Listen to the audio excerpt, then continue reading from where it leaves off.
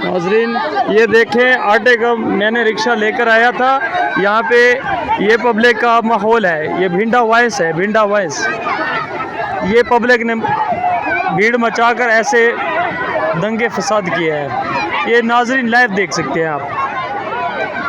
ये रिक्शा भी हमारा है और लोड भी मैं करके आया हूँ। यहाँ पे आटा जो राशन था, ये मंजर है, ये लाइव मंजर है। ये देखो, ये देखें,